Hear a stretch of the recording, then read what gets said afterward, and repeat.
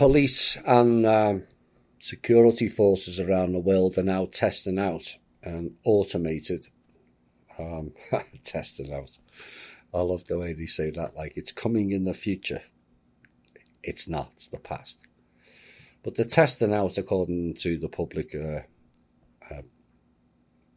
publication of it anyway, of automated facial recognition systems as a way of identifying criminals. Yeah, right. And also terrorists. Oh, good. That means they'll go into the CIA then. But the question remains is how accurate is the technology and how easily could it and the artificial intelligence it is powered by become tools of oppression? Quite why it's taken this publication to take this long to recognise that fact is beyond this speaker, and I'm sure most of the listeners also. And the questions they posed is, what if the facial recognition tech was wrong? Oh my. What if it wasn't a terrorist, just someone unlucky enough just to look similar?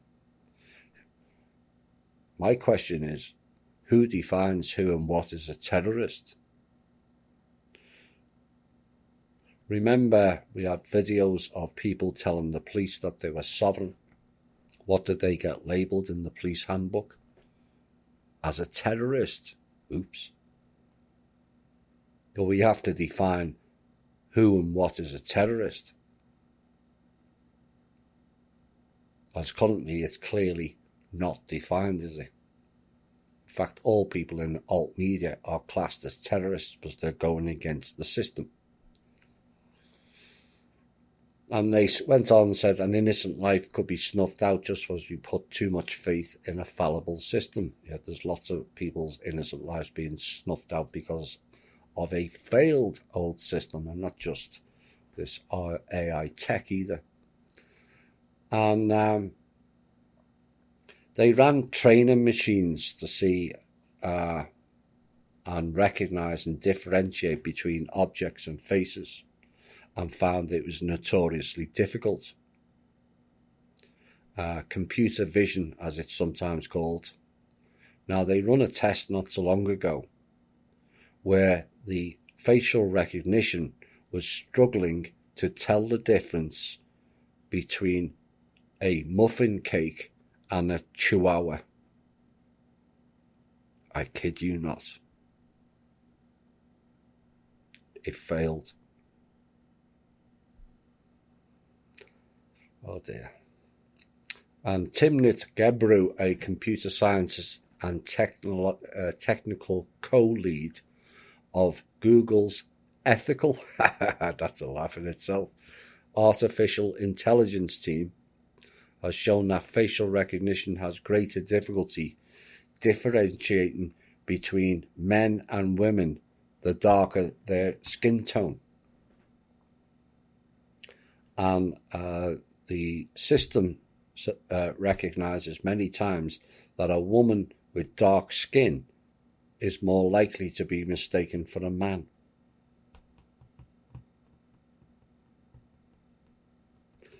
Quote, about 130 million US adults are already in facial recognition databases.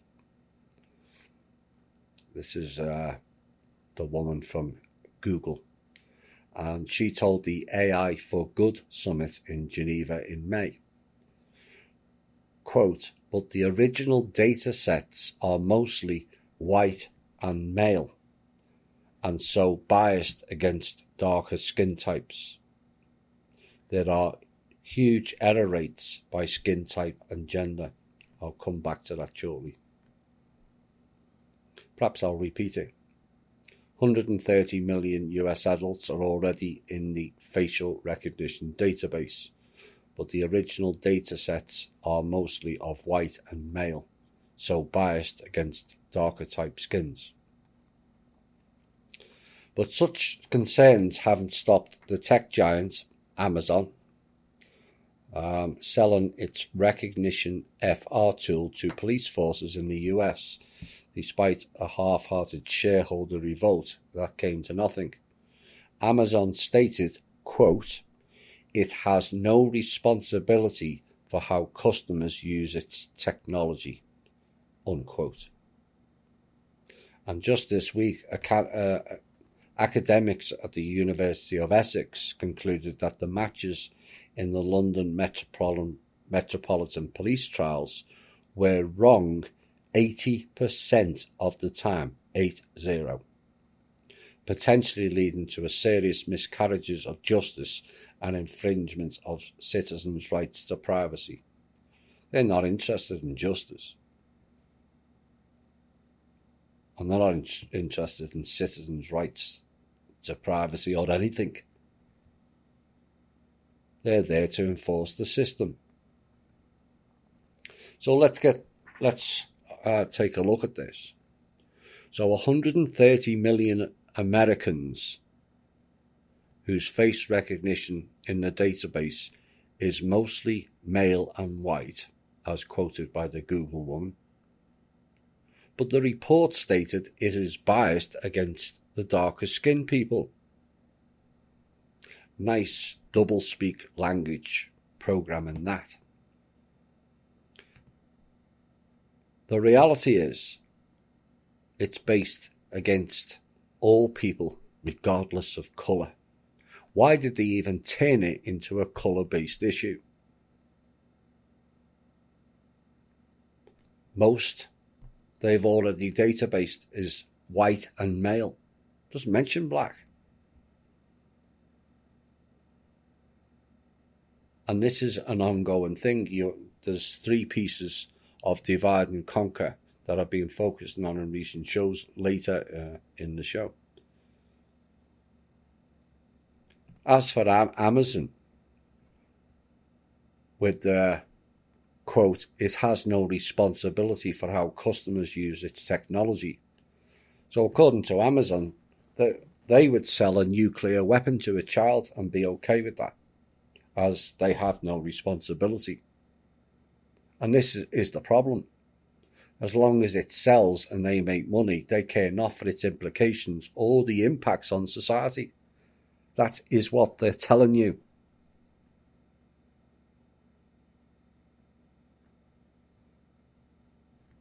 We have an obligation to stop buying from Amazon. Yes, it's convenient. That word again, that damages far more than people realise. You can just go online and order it. Stop it. These are the people that were in the Clowns in Panic show that are running the Facebook Libra. Everyone has an obligation. You want it? People say, "What can I do to help?" There's your first answer. Stop buying from Amazon. There's not going to be any shops. That's what they're trying to do. There's going to be no shops, no supermarkets, which means no jobs, no life. And it's just a giant warehouse with robots, which they've already told you, doing all the work. Robotic cars, robotic warehouses, the whole lot. Or drones to deliver. So they're going to cut the postal service out also. Every person has an obligation. Just because when you do a Google search or whatever other search, Amazon is always at the top of something that you want to buy, ignore it. It matters not that it may be a few dollars cheaper. They're doing that deliberately. I would sooner pay a few dollars extra and cut their market out altogether. They have to be stopped. Bezos, like Gates, like Rothschilds, are one that wants decentralization. That means we all die. Make no mistake about it. That's why the central banks have now panicked and gone, "Oh, we're not having that." Why? Because they've been cut out. Like Kim and I have been telling them for the last 3 years. But they all think they're oh so important, you see. They won't do that to us. They've already done it. Clowns, wake up.